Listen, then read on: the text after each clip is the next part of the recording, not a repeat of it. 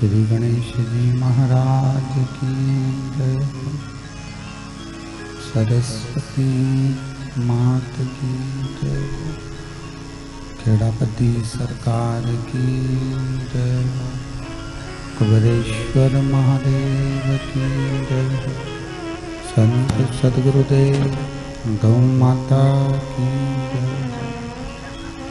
चिंता संतान हंतारो यत्पदानो वेणदा शयनं तनीन्द्रचार्याणां प्रणमामि महामनः।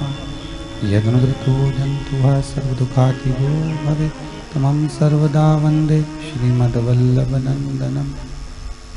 अज्ञानतिमिराघास्य ज्ञानजयशलाकया चक्षुरुन्मीलितेन तस्मै श्रीगुरवे नमः। नमामि हृदये शेषे लीलाच्युतशयनं लक्ष्मीसहस्रलीलाम्बिः सेवमानं कलानिधिं। चतुरभीष्वतिभिस्तवा षड्विजायते योऽसो पञ्चदा हृदये नमः। बोलो विश्वनाथ भगवान की जय।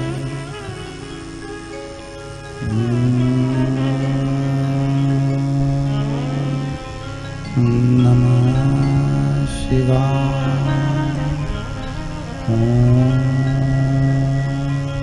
नमः शिवाय।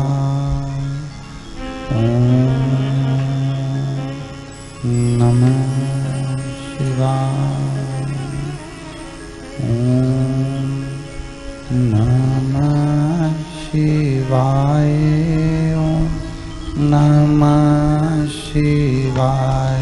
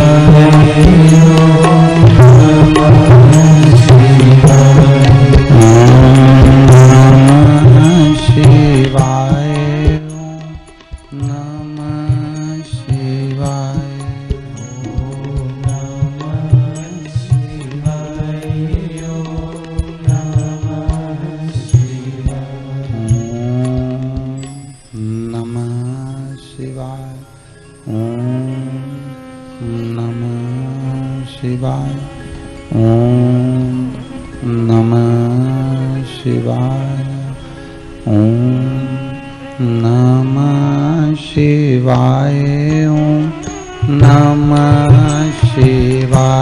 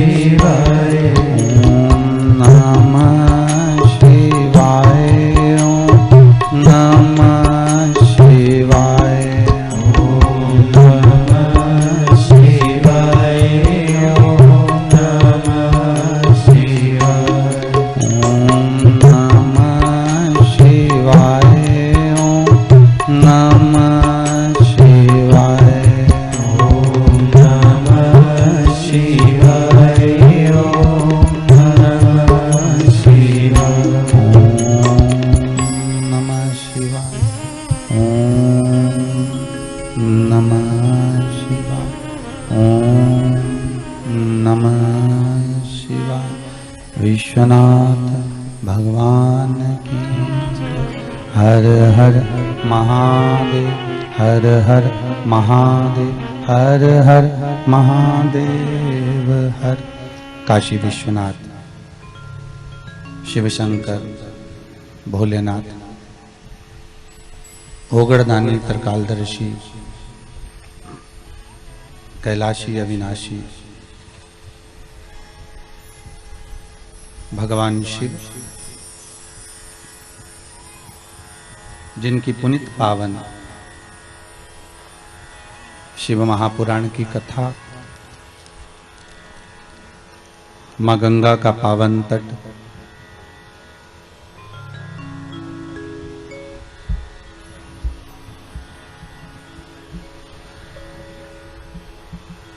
प्रतापगढ़ के नजदीक में पांडे तारा के बघेल परिवार द्वारा आयोजित 7 दिवसीय शिव महापुराण की कथा, जो विश्व कल्याण के लिए है, जग के उद्धार के लिए है। कोरोना महामारी के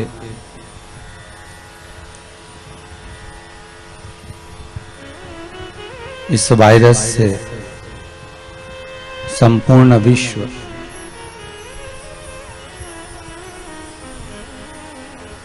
आज लड़ रहा है।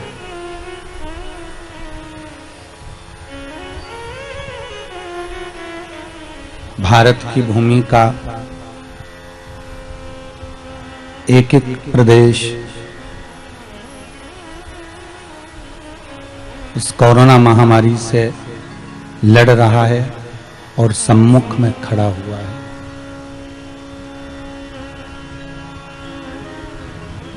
हर एक के हृदय में, मन में बस अब एक आस, विश्वनाथ, त्रिकालदर्शी, कैलाशी, शंभू से, महामृत्युंजय से लगी हुई है कि बाबा शंभू, विश्वनाथ, शंकर, मेरा उघड़दानी, मेरा त्रिकालदर्शी शंकर किसी भी रूप में इस वायरस को, इस कोरोना महामारी को समाप्त करे। ईश्वर का ही एक रूप लेकर हमारे बीच में डॉक्टर, पुलिस कर्मचारी, पीएम आदरणीय नरेंद्र जी मोदी, साथ में हर प्रदेश के सीएम किसी न किसी रूप में हमारे बीच में आकर बार बार कह रहे हैं कि मास्क लगाइए, सोशल डिस्टेंसिंग का पालन करिए और बार बार अपने हाथों को सैनिटाइज करें या साबुन से धोते रहें।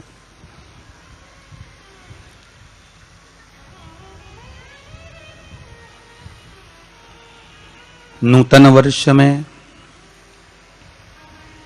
नए साल में अपन आज प्रवेश कर रहे हैं। प्रमादी संवत्सर समाप्त होकर ये जो नया संवत्सर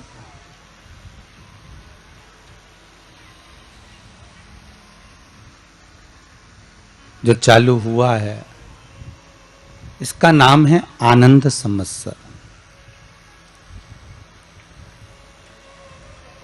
हमारे भारत की भूमि का गौरव रहा है। भारत की भूमि के संत, साधु, सन्यासी, तपस्वी, साधक, उपासक जो रहे हैं, ज्योतिषाचार्य, ब्राह्मण जन जो रहे, उन्होंने जो एक नियम बनाया, संवत का जो नाम बनाया, जैसे पहले प्रमादी चल रहा था तो प्रमाद में लोग लगे ही रहे। अब जो संवत चालू हुआ है वो उसका नाम है आनंद। तो हो सकता है बाबा विश्वनाथ ऐसी कृपा कर दे, शंभू गंगा मैया ऐसी करुणा कर दे कि अब जग जो 1 वर्ष से लगातार इस कोरोना महामारी से जूझता हुआ आ रहा है और ना जाने कितने ही घर के लाल ना जाने ही कितने घर के दिए इस कोरोना महामारी ने समाप्त किए हैं, पर कहीं ना कहीं अब वो आनंद की अनुभूति करा दे। अब मेरा शंकर, अब मेरा शंभु, अब मेरा त्रिकालदर्शी कैलाशी अविनाशी शिव किसी ना किसी रूप में एक आशा का, विश्वास का, एक आनंद का, जो आनंद संवत्सर है उसका एक दीप लगा दे, जिससे ये संपूर्ण ब्रह्मांड, संपूर्ण विश्व, भारत की भूमि ही नहीं, मेरी भारत माता तो है ही, पर संपूर्ण विश्व इस कोरोना महामारी से थोड़ा सा बचे। आप भी एक बार दोनों हाथ उठाकर इस नए संवत्सर का स्वागत करते हुए हर हर महादेव, हर हर महादेव, हर हर महादेव। भगवान शिव की करुणा, कृपा, दया सभी पर बनी रहे। आप सभी को नूतन वर्ष की बहुत बहुत बधाइयां। शिव महापुराण की कथा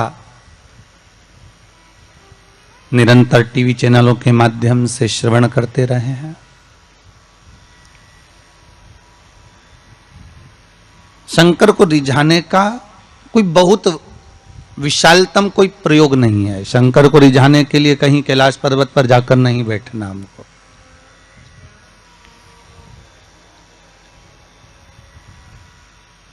शिव को रिझाने के लिए कहीं हमें किसी घाट पर जाकर नहीं बैठना है। शंकर को रिझाने के लिए केवल इस मन को थोड़ा सा कैलाश की ठंडाई जैसा बनाना है। शिव को रिझाने के लिए थोड़ा सा इस हृदय को, इस चित्त को, इस वृत्ति को गंगा का घाट बनाना है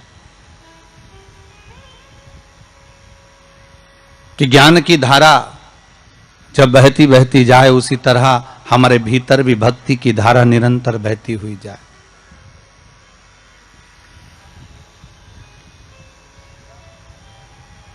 हम भी इस मन को, चित्त को, वृत्ति को कहीं ना कहीं भगवान का कैलाश बना लें। हमें कैलाश जाने की जरूरत नहीं है। जब ये दिल, जब ये मन, जब ये वृत्ति, जब ये चित्त स्वयं कैलाश बन जाएगा, स्वयं गंगा का घाट बन जाएगा, तो शंकर जी के दरवाजे पर हमें नहीं जाना, मेरा भोलेनाथ खुद ही आपके हृदय में आकर बैठ जाएगा। फिर हमें जाने की जरूरत नहीं पड़ेगी। अपने हृदय को हम स्वयं कैलाश बना ले। हमारे हृदय को 7 दिन अगर ये बगल परिवार में कथा चल रही है, 7 दिन अगर ये गंगा के घाट पर कथा चल रही है, 7 दिन अगर इस पांडतारा में कथा चल रही है, 7 दिन ये प्रतापगढ़ के नजदीक में जो शिव महापुराण का पावन चरित्र रानीगंज क्षेत्र में चल रहा है, तो इसका एक सुख आपके जीवन में होना चाहिए कि आप ये नूतन वर्ष में, ये नए वर्ष में जो एक आनंद की अनुभूति करने के लिए, इस संसार सागर से उबरने के लिए हम भगवान की कथा को अपने हृदय में, अपनी चित्तवृत्ति में, अपने मन में उतार लें।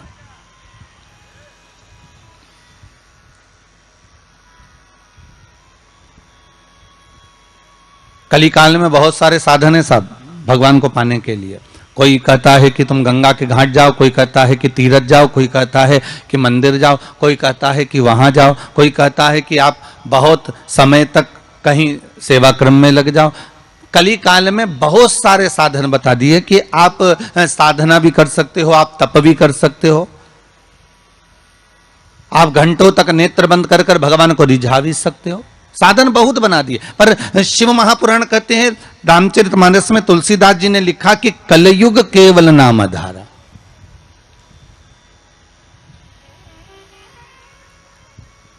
तुलसीदास जी लिखते हैं कि कलयुग में केवल एक नाम की आधारशिला रख लीजिए।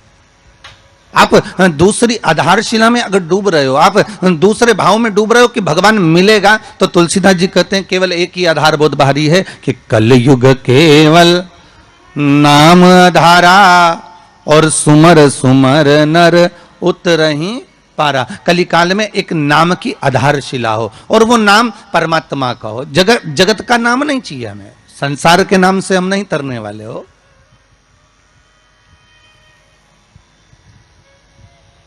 एक भगवान का नाम एक राम नाम, एक कृष्ण नाम, एक शिव नाम, एक जगत जननी जगदम्बा का नाम, एक आद्य शक्ति का नाम अपने भीतर में हो।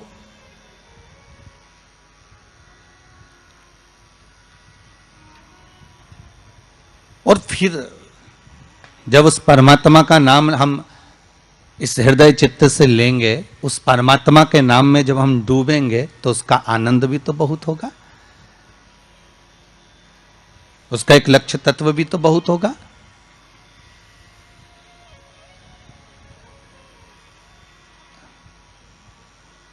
महाराज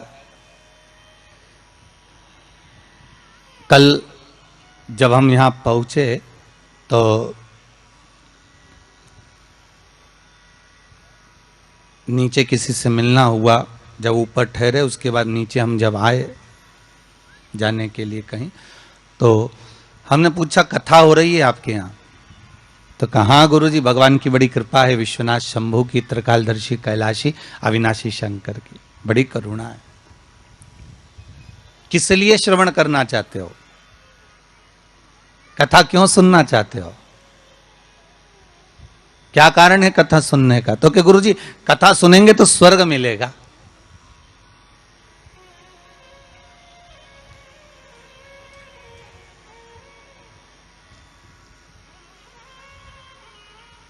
पहले भी कथा में कहा, आज फिर कहते हैं, आप स्वर्ग जाएंगे ना जाएंगे इसका कोई गारंटी नहीं है।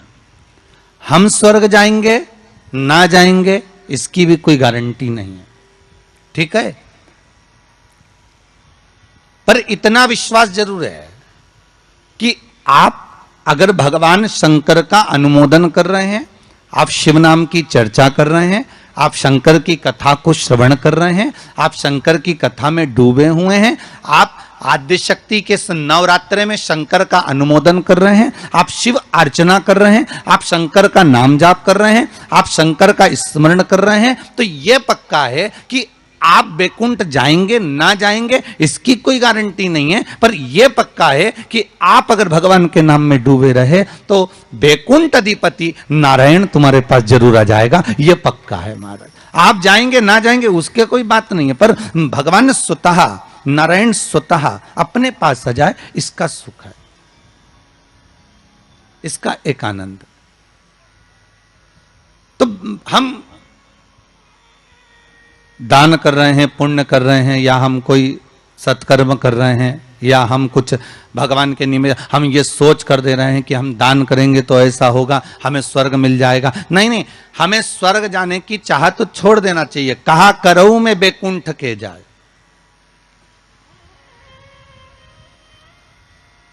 मैं बैकुंठ जाकर करूंगा क्या?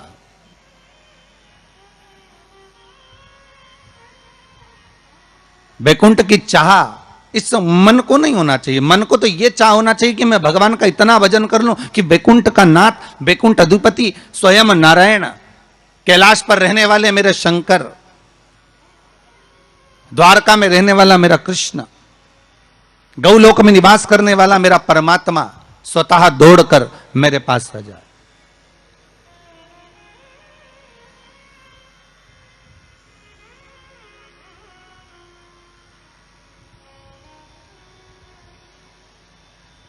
और उस परमात्मा को पाने के लिए महाराज केवल एक नाम का था। तो बैकुंठ आप जाएं या हम जाएं इसका कोई पक्का भरोसा या विश्वास नहीं, कोई ने लिख के भी नहीं दिया तुमको। और जो गए उनसे पूछ भी नहीं सकते कि तुम बैकुंठ में हो कि और कहीं हो, कि किसी ने फोन लगाया था गए हुए व्यक्ति को कि तुम कहाँ बैकुंठ में बैठे हो कि कहाँ हो, तो कोई बताने वाला भी नहीं है कि बैकुंठ गया कि नहीं गया, ये कुछ बोल भी नहीं सकते। पर एक बात और है महाराज, एक बात और अग्नि पुराण में कहा है कि किसी के प्राण छूटने के बाद अगर दुनिया के लोग जब उसको लेकर जा रहे हो, दुनिया के लोग उसको लेकर जाते समय दुनिया के लोग अगर बात कर रहे हो कि हाँ बहुत अच्छा था साहब, भगवत भजन में डूबने वाला था, स्मरण करने वाला था, दान करने वाला था, पुण्य करने वाला था, सत्कर्म करने वाला था, भगवान की भक्ति में डूबने वाला था, अच्छा व्यक्ति था, तो अग्नि पुराण कहती है ये मान लो कि वो जीव ने बैकुंठ का भाग ग्रहण कर लिया, वो बैकुंठ चला गया। और अगर किसी के जाने के बाद लोग कह रहे हैं अरे हाउ रे भैया अच्छा हुआ मर गया, बहुत प्राण खाता था, बहुत तकलीफ देता था, बहुत कष्ट देता था, बहुत परेशान करता था, बहुत दुख देता था, तो समझो कि हाँ भैया वो फिर नरक ही गया होगा, क्योंकि वो दुनिया को भी कष्ट देता है, वो दुनिया को भी कष्ट प्रदान कर रहा होता है।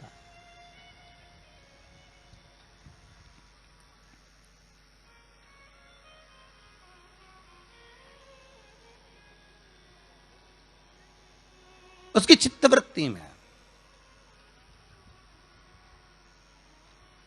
उसके मन में ये आ जाता है कि मैं कहीं ना कहीं किसी ना किसी रूप में बैकुंठ जाना चाहता हूं। तो शिव महापुराण की कथा कर रही है, बैकुंठ का भाग तुम्हारे भाव में नहीं आना चाहिए कि हम बैकुंठ जाएंगे और हम बैकुंठ जाने का प्रयास करेंगे। नहीं नहीं, हमें बैकुंठ नहीं जाना, हमें बैकुंठ अधिपति नारायण को यहां बुलवाना है। हमें भगवान विष्णु को अपने हृदय में, अपनी चित्तवृत्ति में, अपने मन में आमंत्रित करना है।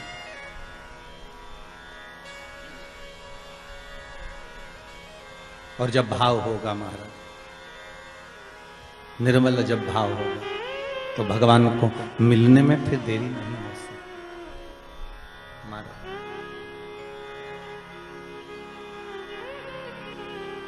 कहते हैं प्रेम से प्रभु छिलके भी खा गए, कहते हैं प्रेम से प्रभु छिलके भी खा गए, शबरी के झूठे बैर भी खाते रहा करो, दर्शन के नैन बांवरे दर्शन दिया करो। भाव कह रहा, भगवान का चरित्र कह रहा कि आपका हृदय जितना निर्मल होगा, आप निर्मल भाव से जितना भगवान की भक्ति को धारण करोगे, निर्मल भाव से आप जितना भगवान का भजन करोगे, निर्मल भाव से आप जितना भगवान को रिझाने का प्रयास करोगे, भगवान उतनी जल्दी प्राप्त हो जाए।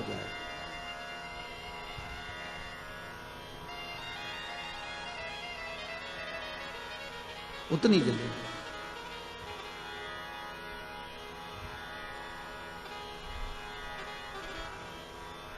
भाव कह रहा है महाराज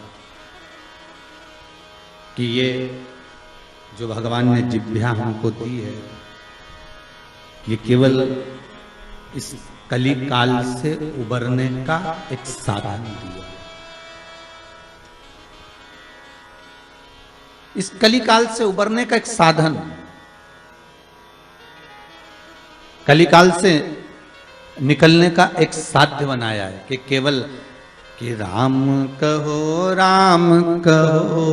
मुख में जीवा है कि नहीं। महाराज ये केवल राम कहने के लिए, शिव कहने के लिए, भगवत स्मरण के लिए, भगवत नाम के लिए ये जिह्वा हमें प्रदान करेगी। केवल नाम स्मरण के लिए ये जिह्वा हमें दी गई है। और कलिकाल का साधन, कलिकाल का एक आनंद, कलियुग का एक भाव भगवत स्मरण का एक नाम है। शिव महापुराण की कथा कह रही है कि बैकुंठ जाने का भाव ना हो।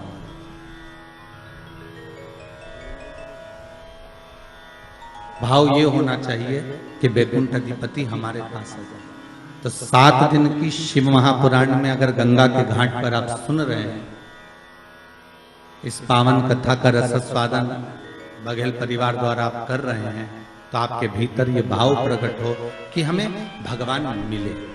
और निवेदन एक जरूर करूंगा कि ये जो कथा हो रही है, इस कथा का आनंद आप जो आस्था टीवी चैनल के माध्यम से ले रहे हैं, आप सबसे निवेदन है इस कथा को आप उस भाव से सुनना कि मेरी गली में, मेरे मोहल्ले में, मेरे क्षेत्र में, मेरे परिवार में, मेरे उस संपूर्ण ब्रह्मांड में इस कथा को जैसे इस पूर्ण तरह से मैं श्रवण कर लूं तो ये कोरोना महामारी समाप्त हो जाए, ऐसी शंकर कृपा कर दे। बाबा से ऐसी विनती कर कर श्रवण।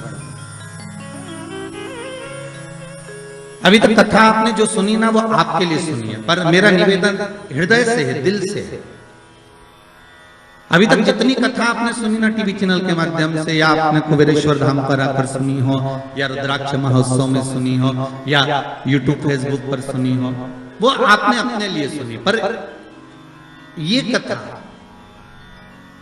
जो ये गंगा के घाट से चल रही है, ये जो कथा है, इस कथा को आप इस भाव से सुनना कि अब ये कोरोना महामारी समाप्त हो जाए और विश्व का कल्याण हो जाए, जगत का एक आनंद हो जाए और सबके हृदय से ये कोरोना महामारी का जो भय है वो समाप्त हो जाए। कथा अब उसके लिए सुनिए।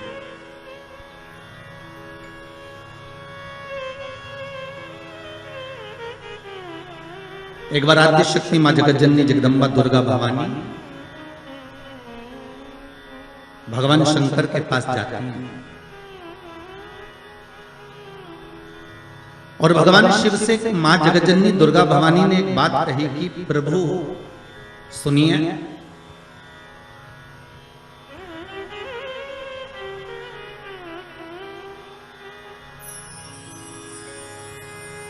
कर रही है कि मैं जहां जहां पर प्रभु आप वहां वहां पर हो ना। शंकर जी बोले बिल्कुल, जहां शक्ति है वहां शिव है, मैं वहां पर हूं। तो जगत जननी जगदम्बा के मुख से निकल गया प्रभु, फिर जहां पर शिव है वहां पर भी शक्ति है, जहां शंकर है वहां स्वयं आदि शक्ति जगदम्बा पार्वती, मैं वहीं पर हूं जहां पर। शंकर भगवान ने कहा सुन पार्वती, तू जहां पर है वहां पर शंकर है। मैं विश्वास रखकर इस वचन को निश्चित कर देता हूं कि जहां पार्वती है वहां शंकर है, वहां शिव है। पर पार्वती मैं ये नहीं कह सकता कि जहां शंकर है वहां पार्वती है।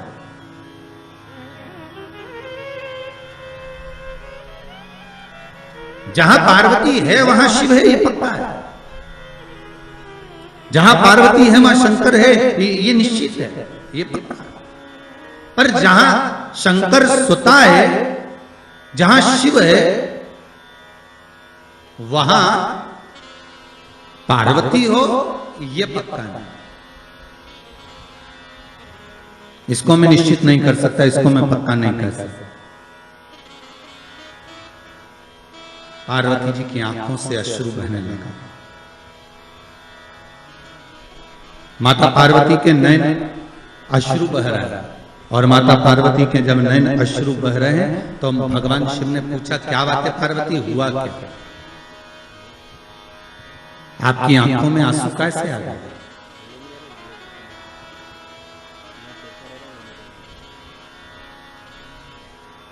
ये अश्रु क्यों आ रहा है, किस लिए?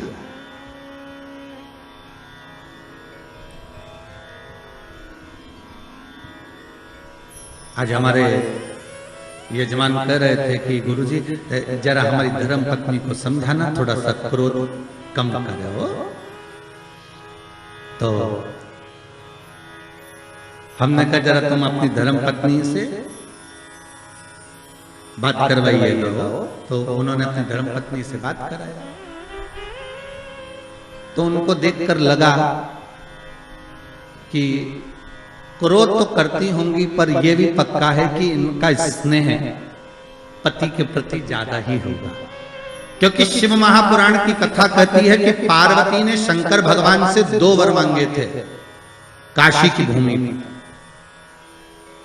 पार्वती जी ने शंकर भगवान से 2 वर मांगे थे। पहला वर माता पार्वती ने शिव जी से मांगा था कि पहला वर दीजिए जिस पति पत्नी में झगड़ा हो उसमें प्रेम बहुत बढ़े। तो शंकर भगवान ने कहा तथास्तु। तो उसका एक असर तो आज दिख गया, ठीक है। मतलब जब बात सामने आ जाए तो समझ लो कि मतलब शिव जी ने जो वर दिया था वो गलत नहीं है, कि जहां पर प्रेम बहुत हो, पार्वती जी कह रही है कि ऐसा वर दो जहां प्रेम,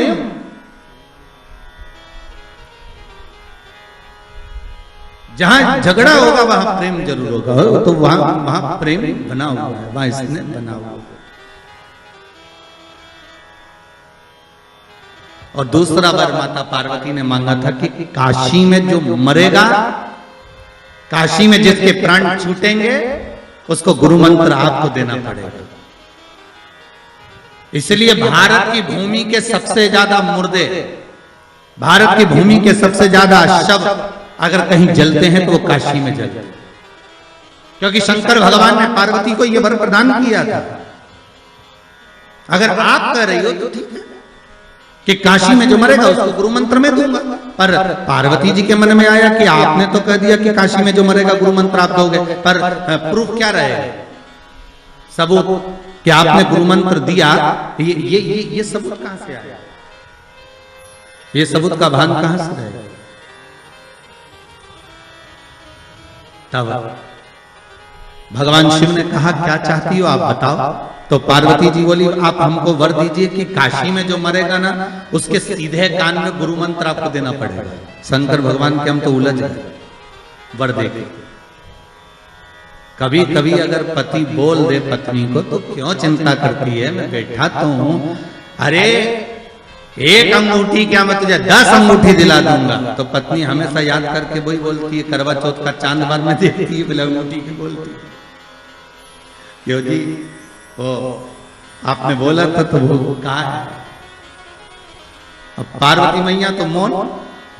शिव जी ने पूछा पार्वती तू चुप क्यों गई। पार्वती जी बोली मेरा दूसरा वर कि काशी में जो मरेगा उसको गुरु मंत्र आपको देना पड़ेगा। तो वो गुरु मंत्र कब दोगे। शंकर भगवान ने कहा ऐसा कोई होता है कि संसारिक मनुष्य को, मानव को, ये मनुष्य को और गुरु मंत्र में, इस संसार के मनों को गुरु मंत्र में प्रदान करो, ये हो सकता है क्या। नहीं नहीं नहीं, मंत्र तो आपको देना ही पड़ेगा, मंत्र तो आपको देना ही, ठीक है।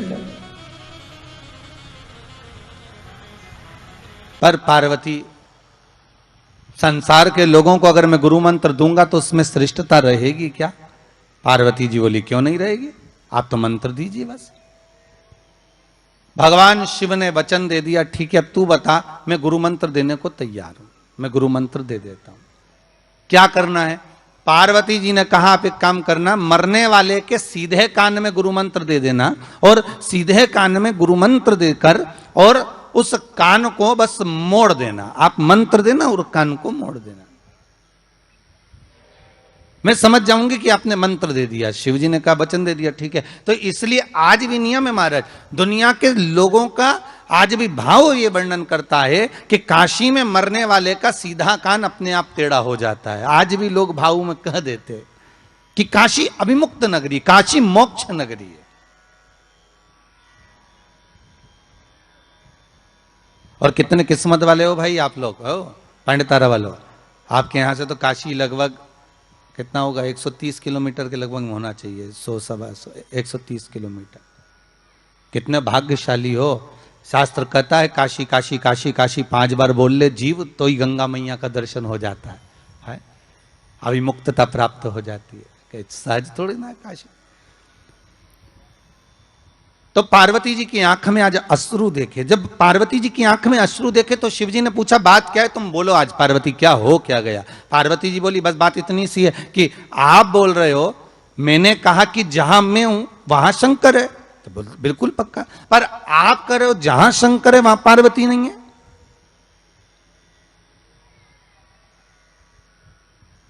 जहां शिव है वहां पार्वती नहीं है, आखिर क्यों, किस लिए। शंकर भगवान कहते हैं ओगढ़दानी त्रिकालदर्शी कैलाशी मेरा शंभु, मेरा शंकर, मेरा ओगढ़दानी, मेरा भूतेश्वर, मेरा भूतनाथ, मेरा त्रिकालदर्शी, मेरा महामृत्युंजय कह रहे हैं। हरि पार्वती तू जानती नहीं है, तू मुझे पहचानती नहीं है। कुछ स्थान ऐसे हैं पार्वती जहां पर मुझे तेरे बिना भी रहना पड़ता है।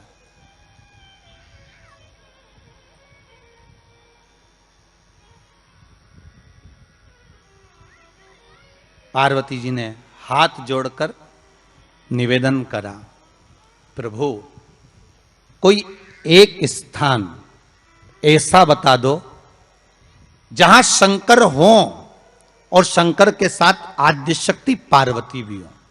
जैसे आप कह रहे हो कि जहां पार्वती रहेगी वहां शिव रहेगा, पर जहां शिव है वहां पार्वती हो तो कुछ एक स्थान ऐसा बताओ।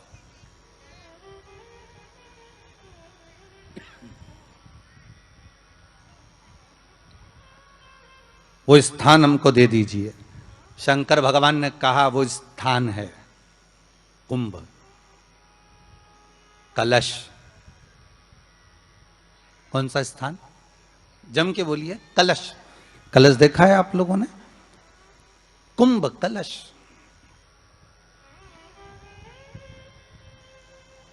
उस कलश में हे पार्वती, जहां शंकर है वहां तू भी विराजमान होगी, और केवल एक रूप में नहीं, सारी विद्याओं के रूप में तू उसमें संजू रहेगी। केवल एक कलश।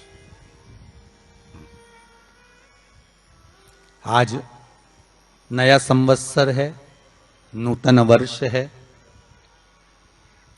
पूरे भारत की भूमि पर और मेरे भारत के जो मानव है जहां जहां निवास कर रहे हैं, विदेश में भी, पूरी भारत की भूमि पर आज के दिन लोग देवी जी की स्थापना करते हैं। तो क्या स्थापना में क्या रखते हैं? कलश रखते हैं ना। तो कलश किस लिए रखा जाता है? कलश का क्रम क्या है? अपन ने अभी तक कथाओं में बहुत सुना शिव महापुराण में कि दिए का महत्व क्या है। अपन ने सुना दही का महत्व क्या है, जल का महत्व क्या है। पूरी शिव महापुराण में अपने अलग अलग महत्व को जाना है। पर यह नवरात्रे में जो शिव महापुराण की कथा शुरू हो रही है, नवरात्रे में जो शिव महापुराण की कथा को हम श्रवण करने के लिए बैठे हैं, इसमें हमारा एक संशय और मिटना चाहिए कि भारत की भूमि पर जब मां आद्य शक्ति की स्थापना होती है, मां जगतजननी को जब विराजमान किया जाता है, या चैत्र नवरात्रे में, शरदीय नवरात्रे में, आषाढ़ी नवरात्रे में, आदिकादिक पौष नवरात्रे में हम शंकर की, हम जगतजननी जगदम्बा की जब स्थापना करते हैं, या हम नूतन घर का प्रवेश करते हैं, या गणेश जी की स्थापना करते हैं, या कोई दुकान को प्रवेश करते हैं, या कोई शुभ कार्य करने के लिए अग्रण्य होते हैं, तो हम कलश की स्थापना क्यों करते हैं? आज शिव महापुराण में शुरुआत में अपन शिव और पार्वती की यही संवाद को लेकर चलते।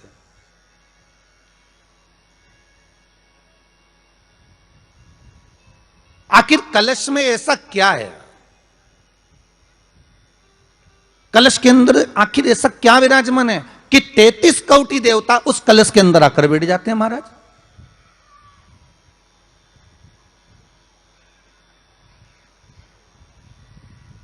आप कोई यज्ञ करने जा रहे हो, आप कोई पोथी पुराण करने जा रहे हो, आप कोई अच्छा कार्य करने जा रहे हो, तो ब्राह्मण देवता कह देते कलश की स्थापना होगी, कलश की शोभा यात्रा निकलेगी, कलश यात्रा निकलेगी, कलश विराजमान होगा। और आज हर की पौड़ी पर, प्रयागराज में, या उज्जैनी में, नासिक में जो बड़े बड़े कुंभ के मेले होते, कुंभ का मतलब भी तो कलश से होता। उसकी महत्वता क्यों है? उस कुंभ की, उस घड़े की महत्वता कहां से प्रकट हो गई? शिव महापुराण की कथा कहती है महाराज, भगवान औघड़दानी शंकर स्वयं आद्य शक्ति जगदम्बा से कहते हैं कि जगदम्बा तू क्या चाहती है बोल। तो जगतजननी जगदम्बा कहती है कि जहां मैं हूं वहां शंकर है। ये आपने कह दिया, पर जहां शंकर है वहां पार्वती का होना जरूरी है। उसके लिए सिद्ध करने के लिए एक स्थान ऐसा बनाया जाए जहां पर शंकर विराजमान है और शंकर के साथ पार्वती विराजमान है। तो शिव जी ने कहा, पार्वती उसके लिए मैं तुझे एक सुंदर कलश का निर्माण कर देता हूं।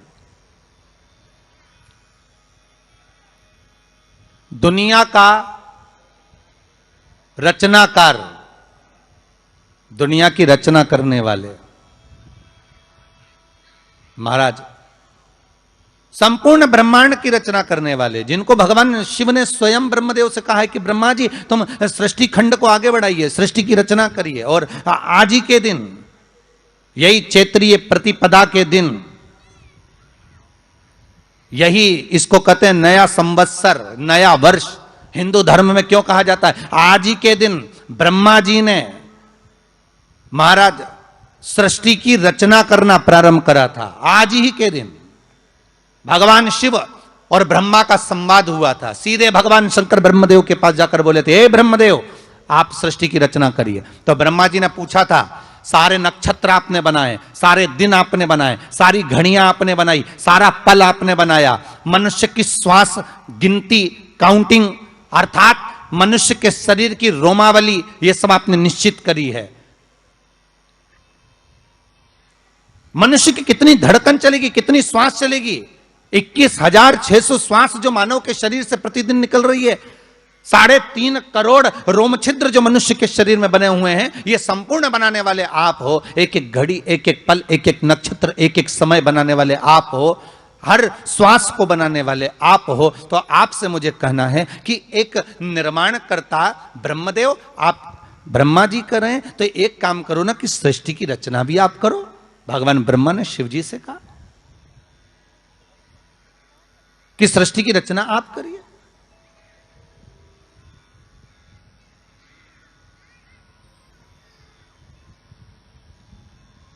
महाराज भगवान ओघड़दानी त्रिकालदर्शी शंभु कहते हैं, मेरा कैलाशी मेरा शिव कहता है, नहीं नहीं नहीं, ब्रह्मदेव सृष्टि की रचना करने को तो हम कर दें, मना नहीं है, पर भगवान विष्णु की नाभि से आप प्रकट हुए हो।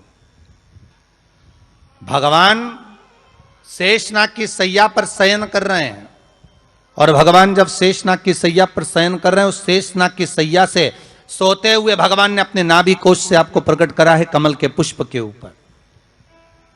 और आप भगवान की अंतः नाभि में, ब्रह्मदेव ना जाने हजारों वर्ष तक आप नाभि में प्रवेश करते गए, हजारों वर्ष तक आप नाभि के अंदर जाकर साधना करते रहे, और साधना करने के बाद भी आपको यह पता ना चल पाया कि आपका प्रागट्य बिंदु क्या रहा। ब्रह्मदेव सृष्टि की रचना आप करिए।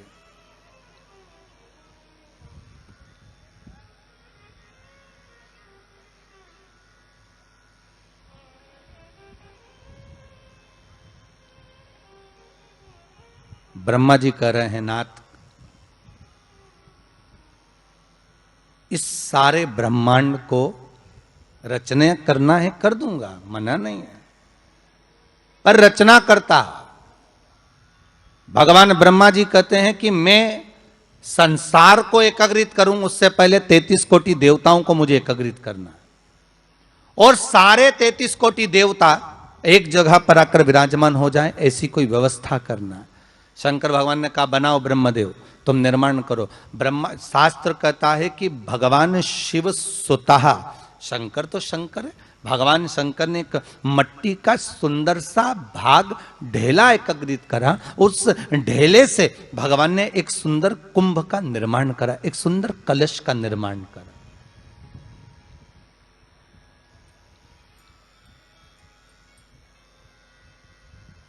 देखिए कितनी सुंदर कथा है। अगर आप लिंग पुराण में इस कथा को निकालोगे तो एक आनंद की अनुभूति और होगी। अगर किसी के मन में संशय हो कि यह कथा कहां से ली गई है, तो लिंग पुराण में से आप इसको निकालिए। उसमें वर्णन किया गया कि सफेद मट्टी का शिवलिंग, लाल मट्टी का शिवलिंग, पीली मट्टी का शिवलिंग, काली मट्टी का शिवलिंग, उस शिवलिंग के निर्माण के पहले जब भगवान का पूजन करने के लिए पात्र की जरूरत पड़ी, तो उस पात्र का निर्माण किसने करवाया था? और सबसे पहला पात्र निर्मित, सबसे पहला पात्र का निर्माण, ये तांबा, सोना, चांदी, पीतल, इनके पात्र तो बाद में बने साहब। सबसे पहला पात्र बना ही काय का था? जम के बोलिए जरा, काय का बना था? सबसे पहला पात्र था ये मिट्टी का। आज भी हिंदू धर्म में भले तुम्हारे घर में सोने के कलश हो, भले चांदी के कलश हो, भले तुम्हारे घर में पीतल और तांबे के पात्र रखे हों, पर आज भी अगर ब्राह्मण कहेंगे कि हमें कोई यज्ञ करना है, अनुष्ठान करना है, हमें ये स्थापना करना है, तो ब्राह्मण एक ही बात कहेंगे कि तांबा, पीतल, चांदी के हमें पात्र नहीं चाहिए। ब्राह्मण कहेगा मैं मिट्टी के कलश लाकर रखो।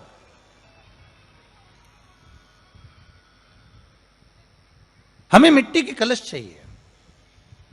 और कितना बड़ा प्रमाण है जी, शास्त्र का प्रमाण देखिए कितना बड़ा है। आप किसी दूसरे घर में जा रहे हो, आप अपना घर छोड़कर और दूसरे मकान में जा रहे हो, और आपको लगा कि मैं इस घर में अब 15-20 दिन नहीं आऊंगा, 1 महीना नहीं आऊंगा, तो शिव महापुराण की कथा कितना सुंदर कहती है कि अगर आप जा रहे हो और आपको ऐसा भय लगता है कि इस मकान में कोई दूसरी प्रवेश ना करे, कोई दूसरा जीव ना आ जाए, इस मकान में कोई अंतरात्मा ना आए, इस मकान पर कोई टोना ना करे, इस मकान में कोई टोटका ना करे, इस मकान में कोई जादू ना करे, तो उसके लिए शिव महापुराण की लिंग पुराण वर्णन करती है कि मात्र एक मट्टी का कलश, उस मट्टी के कलश में एक महाराज थोड़ा सा धान भरकर उसमें 1 सिक्का 1 रुपया उसके अंदर डालकर और 1 बेलपत्र उसके अंदर डालकर उसको उसके एक दिए से या प्लेट से या नरियल से उसको रखकर एक स्थान में ईशान के अंतर्गत उसको रखकर चले जाइए। उस मकान में ना तो कोई भीतर प्रवेश कर सकता है, उस मकान में ना कोई टोना कर सकता है, उस मकान में ना कोई टोटका कर सकता है, उस मकान में ना किसी की नजर लगती है। और वो पात्र कोई दूसरा नहीं होना, वो पात्र होना चाहिए मट्टी का कलश। मट्टी के कलश की बड़ी महत्वता है। अब तो थोड़ा सा महाराज हो गया कि लोग हम मट्टी का कलश अगर तुम दोगे भी तो ब्राह्मण क्या काम में लेगा, तो ब्राह्मण जन कह देते हैं थोड़ा तांबे के 4 कलश लेकर आइए हो, तुम जरा स्टील के 5 कलश लेकर आइए, आप तुम तांबे के या ये बर्तन लेकर आइए। पहले इसका प्रमाण नहीं था, पहले प्रमाण था केवल मट्टी का कलश। स्थापना जो थी वो मट्टी का कलश, विराजमानता थी मट्टी का कलश, जिसका निर्माण स्वयं भगवान शिव शंकर, भगवान शंभु, भगवान त्रिकालदर्शी कैलाशी स्वयं लिंग पुराण के अंतर्गत शास्त्र वर्णन करता है कि जिसमें सुंदर शिवलिंग की स्थापना करी गई, शिवलिंग का निर्माण करने के लिए भगवान ने, और स्कंद पुराण में भी आता है, यही बात शिव महापुराण में भी आती है। और आपको पहले भी कथा में कहा कि ब्राह्मण सफेद मट्टी का शिवलिंग बना, पहले भी कथा में कहा, आज फिर कह रहा है। क्षत्रिय लाल मट्टी का शिवलिंग बना है, वैश्य पीली मट्टी का शिवलिंग बना है, शूद्र काली मिट्टी का शिवलिंग का निर्माण।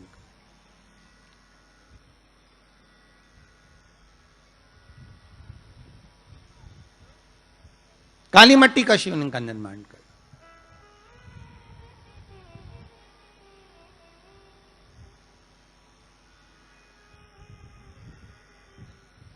एक बहुत अच्छी बात कहें, अगर आप लोगों को अच्छा लगे तो अपनी जिंदगी में उतारना, ना अच्छा लगे तो उसको छोड़ देना, ठीक है। जितने लोग भी कथा सुन रहे हो बहुत ध्यान देना। ये जो पानी पीने का जो मटका होता है ना, जिसको हमारे यहाँ कलश कहा जाता है, हंडा कहा जाता है, जिसको हमारे यहाँ परिंडा कहा जाता है, मटका कहा जाता है, तो पहले जो मटका चलता था वो लाल कलर का चलता था, ठीक है। उस पर कलाकृति करते थे लोग, उस पर डिजाइन करते थे। आपके यहाँ भी होगा, जितने लोग कथा सुन रहे हो ना, आपके यहाँ भी मटका होगा, लाल कलर का चलता था। अभी अभी जो मटका चल रहा है ना, उसका कलर चेंज कर दिया गया। कौन सा कलर का हो गया? वो काले कलर का बेचने लगे। तो वो बेचने वाला क्या कहता है कि साहब ये सफेद, ये लाल जो मटका है ना, इस मटके से मजबूत अगर कोई मटका है तो वो काला है। बोलो सही है कि गलत है? अरे बोलो तो सही है ना। आप कभी जाओगे बाजार तो कह देगा, कुमार भी कह देगा, ये जो मटका है ना लाल वाला, इस लाल वाले मटके से मजबूत ये काला वाला मटका है, ये काला मटका है। और महाराज इससे पानी ज्यादा ठंडा ये कर देगा। पर शिव महापुराण की कथा, लिंग पुराण की कथा कहती है, और अगर आपने बैसाख मास की कथा को श्रवण कराओ, बैसाख की एक कथा होती है, उसको अगर आपने श्रवण कराओ तो उसमें वर्णन आता है कि घर के अंदर जहां पर आप पानी पीते हो, जिस स्थान पर अन्नपूर्णा निवास करती है, जिस स्थान पर अन्नपूर्णा का वासा होता है, रसोई घर में जहां पर भोजन बनता है, उस स्थान पर काला मटका नहीं रखा जाता। काला हंडा, काला मटका उस स्थान पर नहीं रखते। पर आज फैशन के हिसाब से, अरे साहब वो ये मटका थोड़ा कम ठंडा पानी देगा तो ये मटका ज्यादा ठंडा पानी देगा, तो उसको काले मटके को रखें। पर हमारा शास्त्र कहता है काला मटका लोग रखते कहाँ थे? पहले जो शास्त्र रीति थी, उस काले मटके को रखते थे जब मकान बनता था, जब प्रॉपर्टी बनती थी, जब जमीन बनती थी, जब जायदाद बनती थी, संपदा बनती थी, तो उस स्थान पर उस काले मटके को केवल नजरोटे के लिए, केवल हाय के लिए, केवल नजर के लिए रखा जाता था। उसको लोग लेना पसंद नहीं करते। पर आज के व्यक्ति को अगर कह दिया जाए कि ये 2 मटके रखे हैं साहब, लाल भी है और काला भी है, तो कौन सा पसंद करेगा? वो काला वाला ही दे दीजिए साहब, ये पानी ज्यादा ठंडा करेगा, उसकी श्रेष्ठता रहेगी। नहीं, शिव पुराण कह रही, भगवान कुंभ का निर्माण कर रहे हैं, भगवान कलश का निर्माण कर रहे हैं, और भगवान स्वयं ब्रह्मदेव कर रहे हैं कि आप ऐसा निर्माण कर दो जिसमें 33 कोटि देवता स्वतः विराजमान हो जाए। तो भगवान ने उस कलश का निर्माण कर दिया। अब कलश का निर्माण करा तो स्वयं भगवान ब्रह्मदेव बोले, प्रभु इस कलश के अंदर मेरा स्थान कहां है? मेरा स्थान कहां है?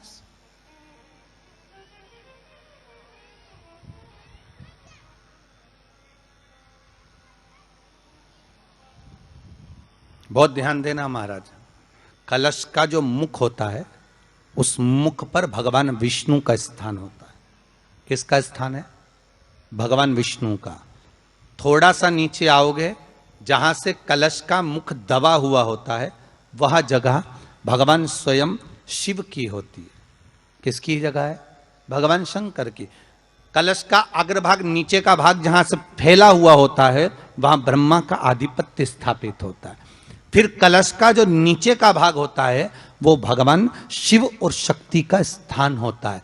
कलश के बाहरी भाग में, जहां पर बाहर का हिस्सा होता है, उस कलश के बाहरी भाग में 33 कोटि देवताओं को भगवान शंकर ने लाकर विराजमान किया होता है। महाराज भगवान शंकर 33 कोटि देवताओं को निमंत्रण देकर उस कलश में विराजमान कर दिया।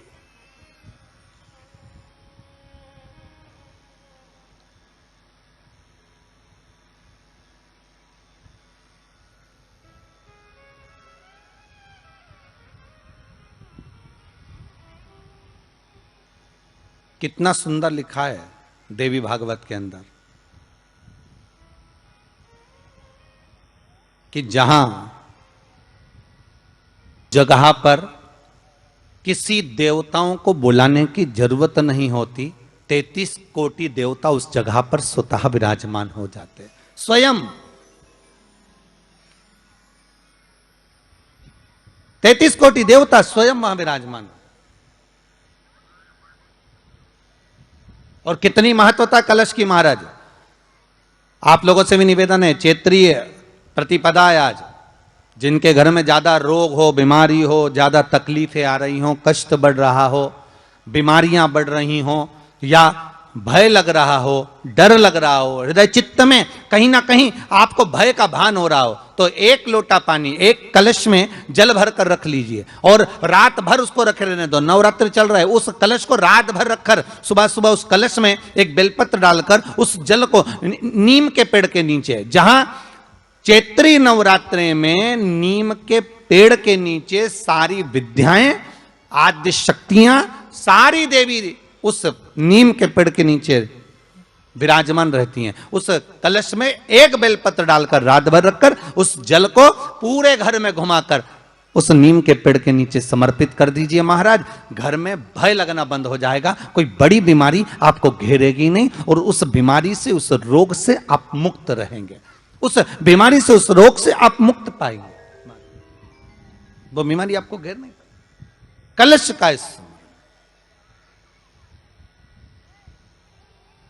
भगवान निर्मित कर दिए। ये कलश मेरा प्रतिबिंब है। अब कलश मेरा प्रतिबिंब है ये तो कहा, पर भगवान शिव के पास में आकर स्वयं कामदेव की धर्म पत्नी रति रो पड़ी।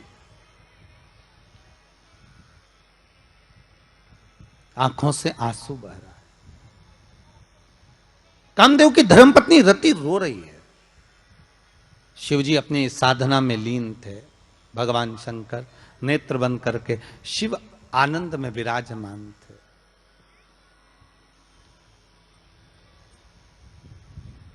नेत्र बंद बाबा।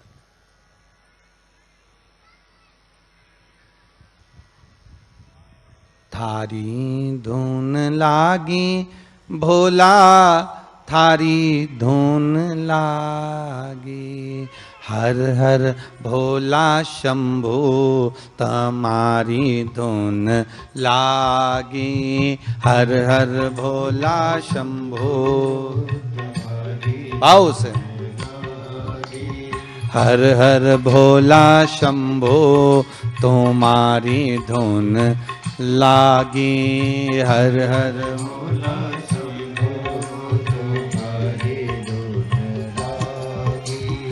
पार्वती का प्यारा तुम्हारी धुन लागी। पार्वती का प्यारा तुम्हारी धुन लागी।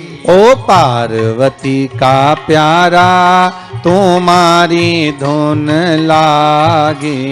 पार्वती का प्यारा तुम्हारी धुन लागी। ओ हर हर भोला शंभो तुम्हारी धुन लागी। हर हर भोला शंभो।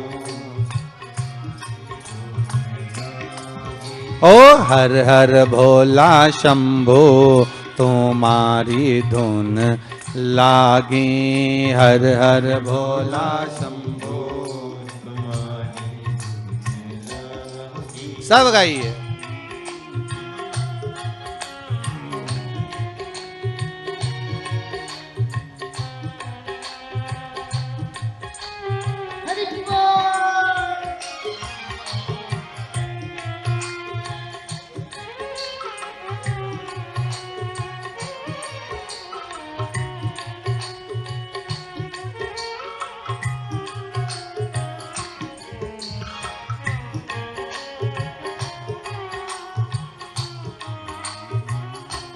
देखो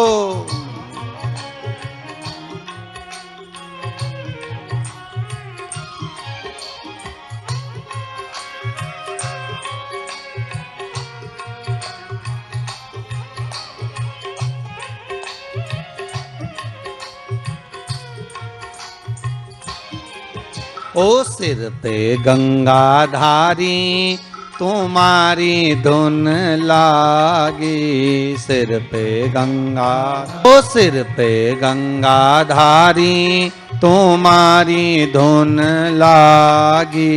सिर पे गंगाधारी तुम्हारी धुन लागी। ओ पार्वती का प्यारा तुम्हारी धुन लागी। पार्वती का प्यारा तुम्हारी धुन लागी। ओ पार्वती का प्यारा तुम्हारी धुन लागी। पार्वती का प्यारा तुम्हारी धुन लागी।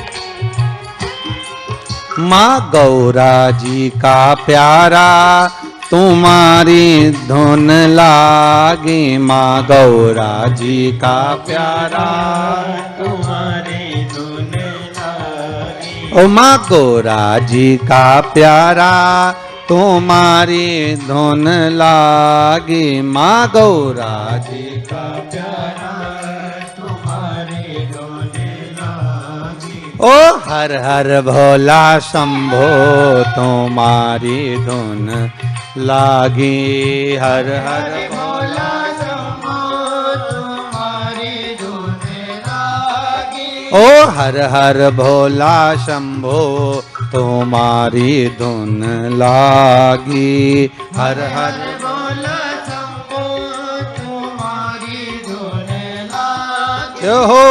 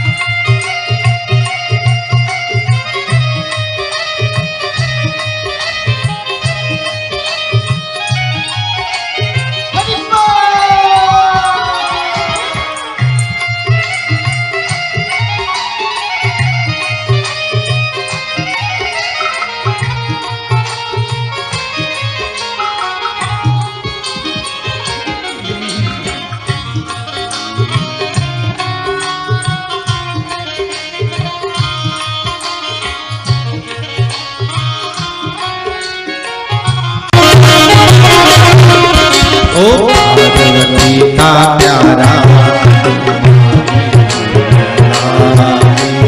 पार्वती का प्यारा तुम्हारी धुन लागी।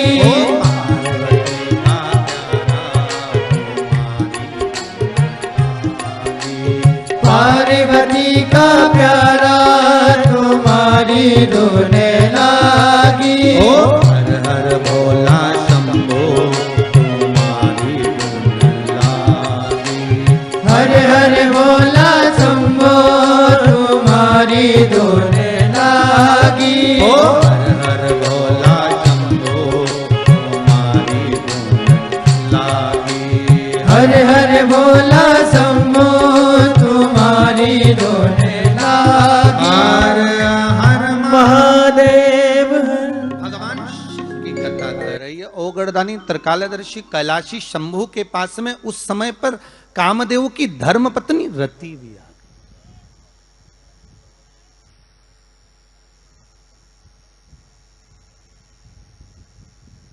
जिसके नयनों में जल भरा हुआ। शिवजी ने पूछा, बोलो रति,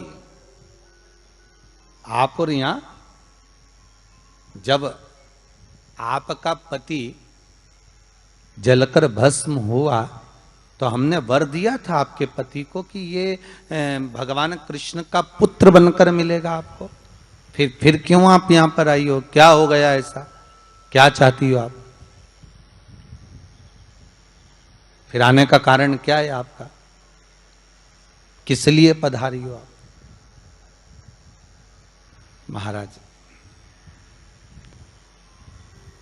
मेरा पति जो जलकर भस्म हुआ था, उसके भस्म होने पर मेरे ऊपर भी केस लगाया।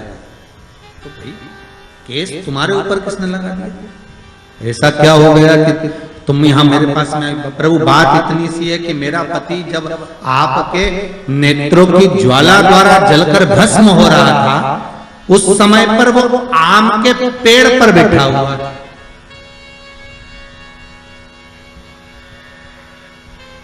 कौन से पल्लव थे? आम के पल्लव, आम के डालियों में, आम के पल्लव में मेरा पति छुपा हुआ।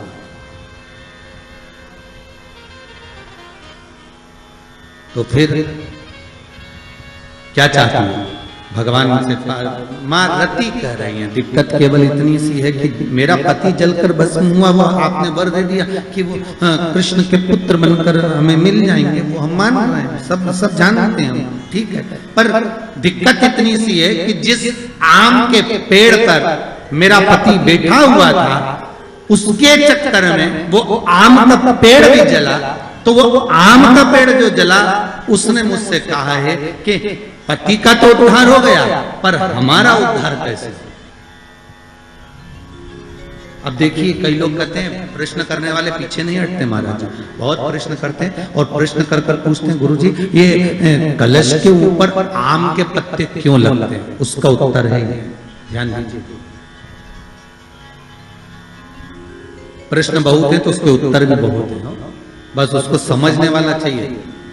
और आप लोगों को तो आज बहुत बहुत भगवान ने कृपा करी है, जो आप पहले दिन ही कलश स्थापना होती और पहले दिन ही आपको ये ज्ञान हो जाए कि बच्चे पूछे कि कलश क्यों रखा जाता है, कलश के ऊपर आम के पत्ते क्यों लगाए जाते हैं, कलश के ऊपर नारियल क्यों रखा जाता है, कलश के ऊपर 9 बार मोली क्यों बांधी जाती है, मोली मतलब लच्छा नाड़ा 9 बार क्यों लपेटा जाता है नारियल के ऊपर, कलश के ऊपर जब रखते हैं।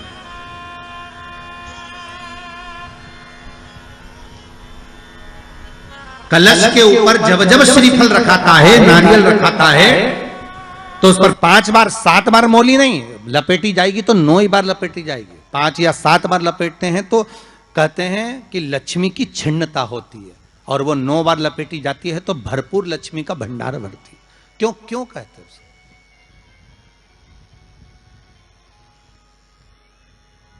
महाराज आम के पल्लव, तो मैं केवल आपसे इतना सा निवेदन करना चाहती हूँ, आपसे केवल इतना कहना चाहती हूँ कि प्रभु मेरे मन का संशय मिटा दीजिए, और जो आम का वृक्ष मेरे पति के साथ जलकर भस्म हुआ है उसकी विनती को आप स्वीकार कर लीजिए, आप उसके लिए भी कुछ कृपा कर दीजिए।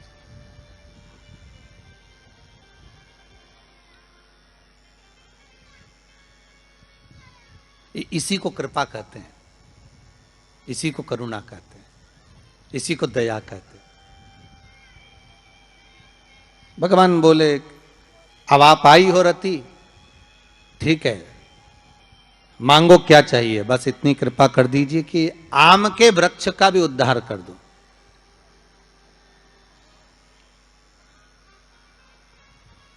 शिव जी ने कहा हम वर प्रदान करते हैं रति, जहां शिव और शक्ति है, जहां 33 कोटि देवता इस कलश के अंदर विराजमान होंगे, उस जगह पर स्वयं कंठ पर जहां पर मेरा निवास होगा, उस जगह पर ये आम के पल्लव अमृत के तुल्य माने जाएंगे, और इनका निवास हमारे ही हाथ में, हमारे ही हस्त कमल में विराजमान होगा, हमारे ही हाथ। कितना सुंदर है महाराज जी। उस आम के पल्लव की महत्वता को जरा जानिएगा, बहुत बहुत ध्यान दीजिएगा। आम के पत्ते देखें आप लोगों ने, अरे बोलो जम के तो बोलो, देखें उसका प्रयोग कभी आप लोगों ने करा? आम के पत्ते का कभी प्रयोग कर कर देखिएगा।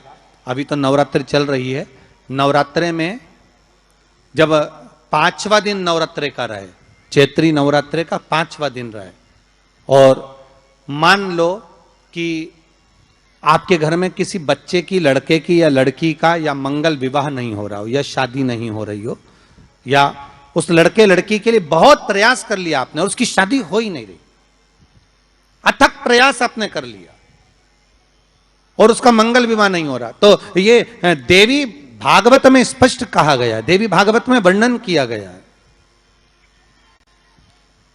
देवी भागवत में वर्णित किया गया।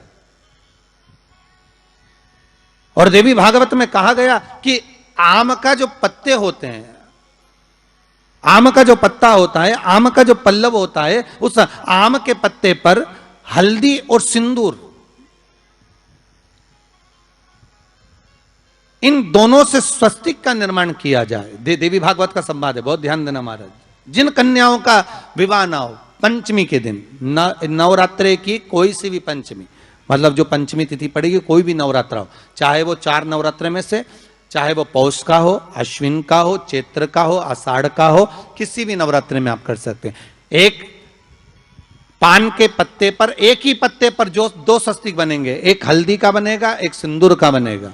बस अंतर इतना है, जो हल्दी का स्वस्तिक है उस पर कंकु के चावल, अर्थात रौली के चावल, रोली कुंकू के चावल रखना है, और जो सिंदूर का है उस पे हल्दी के चावल रखना। इतना रखकर जिस लड़का लड़की का विवाह नहीं होता उसकी हथेली पर रखकर उसका नाम और गोत्र बोलकर महाराज उसको ले जाकर नीम के पेड़ के नीचे उसको रख दिया जाता है। मात्र 3.5 या 4 महीने ऐसे रहते हैं जिसके अंदर उस लड़का लड़की का विवाह पक्का हो जाता है। जिसका विवाह नहीं होता केवल उसी के लिए, जिसका मंगल विवाह ना हो रहा, आम के पल्लव में शिव का वर प्रदान है, आम के पल्लव में शंकर का आशीर्वाद, आम के पल्लव में शिव का आशीर्वाद।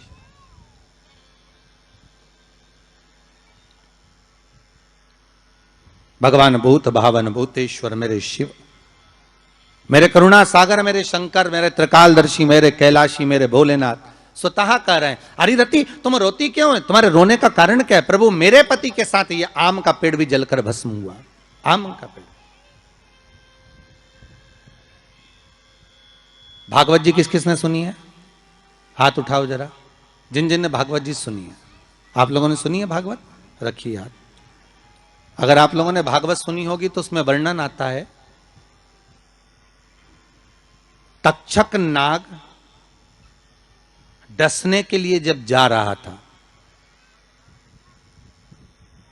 तब ब्राह्मण देवता जो जहर उतारना जानते थे उनको लेकर राजा परीक्षित के पुत्रों ने अपने दूतों को भेजा था लाने के लिए कि एक ब्राह्मण ऐसे हैं कि वो तक्षक नाग का जहर उतार सकते हैं, वो तक्षक नाग के जहर को समाप्त कर सकते हैं, तो आप उनको लेकर आओ। और वो तक्षक नाग का जहर उतारने वाले उस ब्राह्मण को लेकर जा रहे थे। तो सर्प ने विचार करा, तक्षक नाग ने कि बताओ ये तो गजब का काम कर रहा, अगर ये ब्राह्मण पहुंच गया तो ये ब्राह्मण तो सर्प का जहर उतार देगा। तो सांप तक्षक नाग को ये चिंता लग गई कि मेरे को ही डसना है और मेरे ही जहर ये उतार देगा, और डसने भी एक ही बार है और मरना चाहिए परीक्षित, परीक्षित को श्राप लगा है, अब करूं तो करूं क्या। तो सर्प ने विचार करा कि मैं एक रूप रख कर जाता हूं और इस ब्राह्मण की परीक्षा लेता हूं।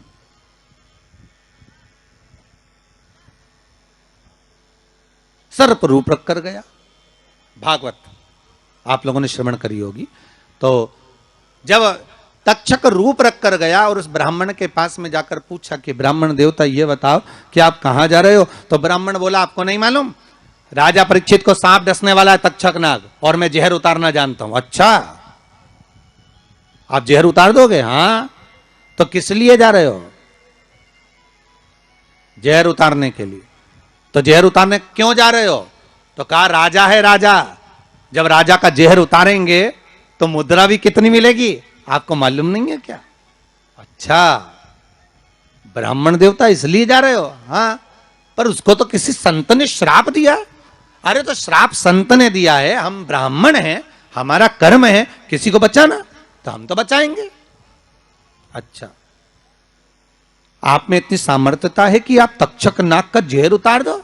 अरे तक्षक नाग आकर अगर मेरे सामने खड़ा हो जाए और किसी को डस ले तो यह पक्का है कि मैं जहर उतार सकता हूं। अच्छा तो इतने में तक्षक नाग सामने बिल्कुल प्रकट हो गया और तक्षक नाग प्रकट होकर बोला बता ब्राह्मण किसको डसूं मैं?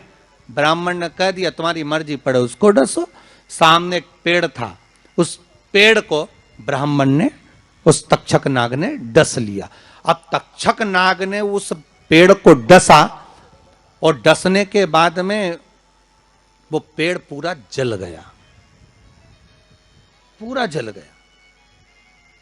अब पेड़ तो जल गया पर ब्राह्मण जो था जिसको परीक्षा देना थी वो ब्राह्मण को यह नहीं मालूम था कि इस पेड़ पर एक संत बैठकर साधना कर रहा था, तपस्या कर रहा था। और जब वो पेड़ जला तो वो संत भी जल गया, संत भी जल गया। अब जब संत जल गया ब्राह्मण ने हाहाकार की आवाज जब सुनी तो आंखों में जल भर गया। आखिर हुआ क्या?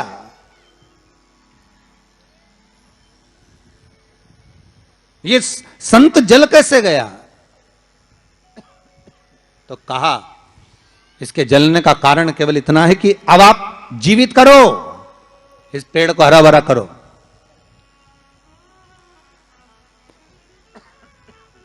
इस पेड़ को हरा भरा कर दीजिए।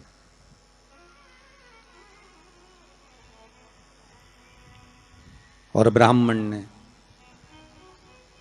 हाथ की अंजलि में जल लिया। हाथ की अंजलि में जल लेकर ब्राह्मण उस जल को पेड़ के ऊपर छींट रहे थे, तो सबसे पहले ब्राह्मण ने यह मन में सोचा कि भोलेनाथ, शंभु त्रिकालदर्शी है, कैलाशी, कृपा ऐसी करना कि सबसे पहले जो पेड़ पर जो संत बैठा था वो जीवित होना चाहिए। जो वृक्ष पर संत बैठा है वो जीवित होना चाहिए।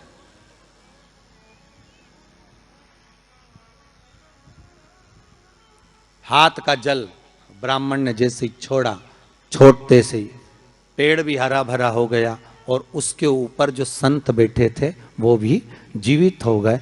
जीवित हो गए तो तक्षक नाग को ये लगा कि इसने एक जले हुए पेड़ को जीवित कर दिया, वापिस हरा भरा कर दिया, और इसने ऊपर बैठे हुए संत को वापिस जीवित कर दिया। तो ये पक्का है कि मतलब ये तक्षक नाग का जहर, मतलब मेरा जहर राजा परीक्षित को उतार सकता है। तो तक्षक नाग ने अपनी बात को पलटा और पलट कर कहा, महाराज जी हाथ जोड़कर निवेदन करता हूं, जितना राजा परीक्षित के पुत्र आपको धन देंगे उससे 1000 गुना धन मैं आपको देता हूं।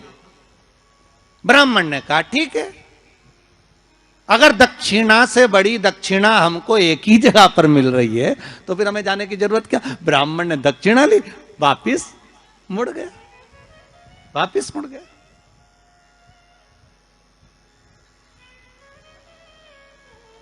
अब ईमानदारी से बोलो, वो ब्राह्मण नरक गया होगा कि स्वर्ग गया होगा? जरा जम के बोलना हो, सुनाई देना चाहिए हमको। कहां गया होगा? नरक। काय में लिखा है? देवी भागवत में।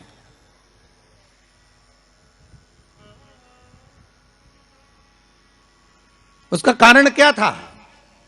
शिव महापुराण की कथा कहती है जैसे एक नाव चलाने वाला व्यक्ति नाव लेकर जा रहा है और उसमें बहुत सारे यात्री बैठे हैं, बहुत सारे यात्री, और नाव डोलने लगी, आंधी चलने लगी, तूफान चलने लगा, हवा आने लगी, लहरें उठने लगी और नाव डूबने लगी। तो जो नाव में बैठा हुआ नाव चला रहा था वो कूद गया और कूद कर बाहर निकल गया, और निकलकर सारे के सारे जितने नाव में बैठे थे वो सब जलने लगे।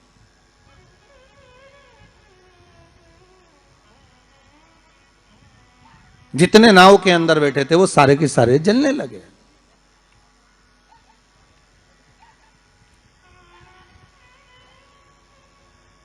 जब वो सारे के सारे पानी में डूबने लगे और पानी में नाव में जाकर सबकी सब जब डूब रहे हैं, सब मर गए, सारे के सारे जो नाव में बैठे थे, जो तैरना जानते थे वो बाहर निकल गए, बाकी की सब डूब गए।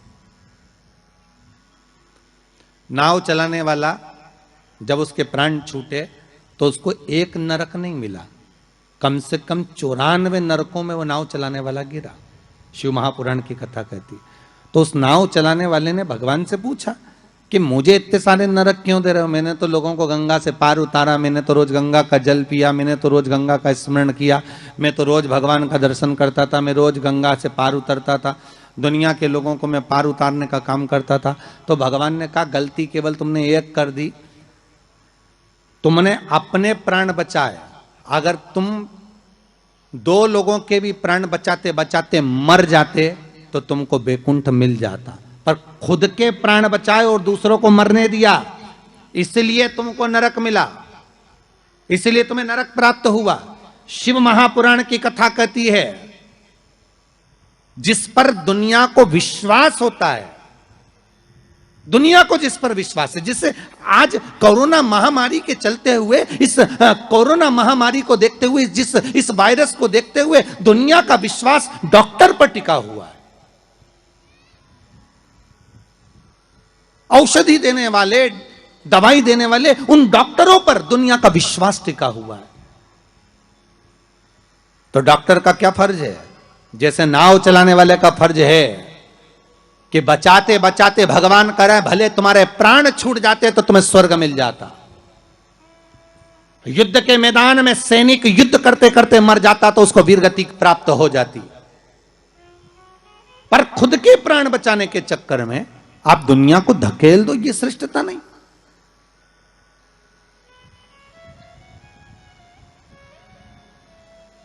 ये इसमें श्रेष्ठता नहीं। जब तक उस शरीर में प्राण है, जब तक उस शरीर में श्वास है, डॉक्टर भी अपनी जान झोंक दे कि कैसे भी मुझे इसको बचाना है, चाहे कुछ भी हो जाए, इसके प्राण बचना चाहिए। फिर धन मूल नहीं है, फिर संपदा मूल नहीं, फिर सत्ता मूल नहीं है।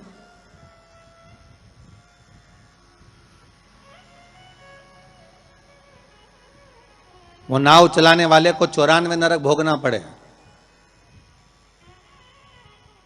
जिस ब्राह्मण ने दक्षिणा ज्यादा लेकर राजा परीक्षित को नहीं बचाया, चले गए। जब भगवान ने विद्या दी है, भगवान ने ज्ञान दिया है, भगवान ने विवेक दिया है और तुमको उस लायक बनाया है कि आप 4 लोगों को पढ़ा सकते हो, आप 4 लोगों को आगे बढ़ा सकते हो, आप इसका सम्मान कर सकते हो, आप इसको अग्रण्यता प्रदान कर सकते हो, आप इसको विवेकता दे सकते हो। और आप उस विवेकता को ना देते हुए अगर आप अपने उस वैभव को छुपा रहे हो और उससे वंचित कर रहे हो दुनिया को, तो फिर भगवान छोड़ने वाला नहीं है।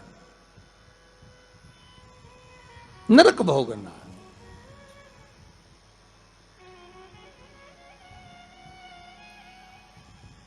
पर पांडेतारा वालों, आप लोगों ने बिल्कुल सही उत्तर दिया कि उसने दक्षिणा ज्यादा ले ली और वापस निकल गया तो अपने मुख से कह दिया कि वो नरक गया। कितनी, इसी को कहते गंगा तट के श्रोता। गंगा तट के जो श्रोता होते हैं ना, बड़े आनंदमय होते। कथा जो सुनते हैं ना, उसका भाव एक आनंदित होता है कि वो अपना लक्ष्य छोड़कर, अगर चाहता तो राजा परीक्षित को बचा सकता था, पर थोड़ी सी संपदा के चक्कर में, थोड़े से धन के चक्कर में वो ब्राह्मण भी थोड़ा सा लोभ आया और लोभ के चक्कर में अपने कर्म से वंचित हो गया। तो वो चरित्र कहां गलत है महाराज जी? एक महाराज जी प्रवचन दे रहे थे, उस प्रवचन में एक गांव का व्यक्ति कथा सुनने बैठा था और खड़े होकर पूछ लिया, महाराज जी पाप के बाप का नाम क्या है? महाराज जी ने पूछा, क्या पूछ रहे हो, फिर से बोलो। तो वो व्यक्ति बोला, महाराज जी हमें दशरथ जी के पिताजी का नाम मालूम है, हमें राम जी के पिताजी का नाम मालूम है, हमें कृष्ण जी के पिताजी का नाम मालूम है, हमें सबके बाप का नाम मालूम है, बस पाप के बाप का नाम नहीं मालूम। तुम हमें उत्तर दे दो। तो महाराज जी भी मन में सोचे, पाप का बाप।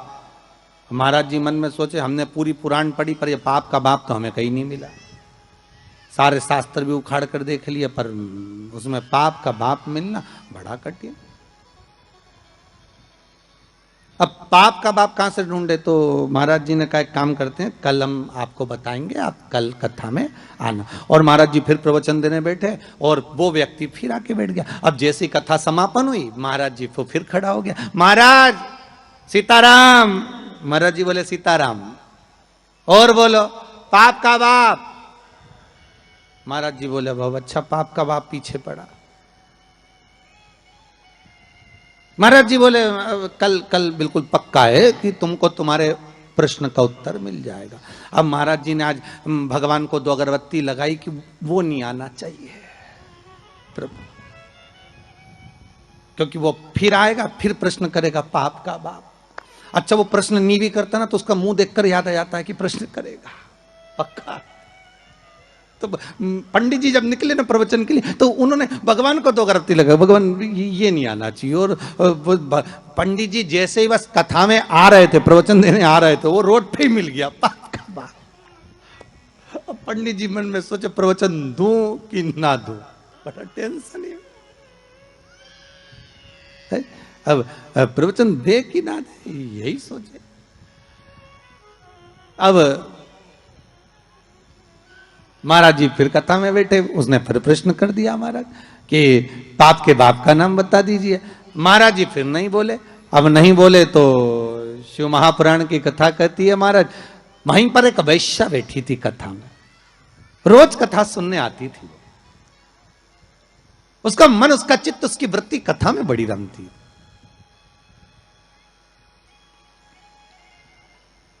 जिसके मन में शिव महापुराण की कथा समा गई ना, तो वो प्रयास करता है कि कुछ भी कर कर जहां कथा हो रही है ना, भले 40 किलोमीटर है, 50 किलोमीटर है, 100 किलोमीटर है, पर एक बार तो मैं चली जाऊं। जिसके मन में शंकर आ गया ना, तो वो छोड़ नहीं सकता।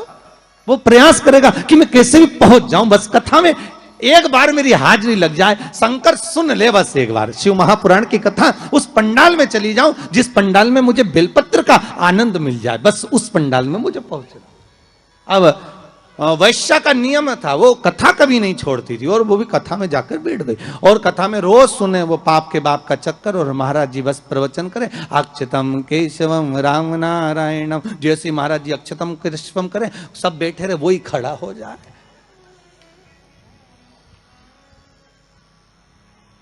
अब महाराज जी भी मन में सोचे अब क्या करें, तो महाराज जी डबल से कह रहे हैं अक्षतम केशवम राम नारायणम कृष्ण दामोदर वासुदेवम हरे। तो वो महाराज जी हाथ हिलाएं कि अभी भी पाप का बाप नहीं मिला, पर वो तो वो खड़ा।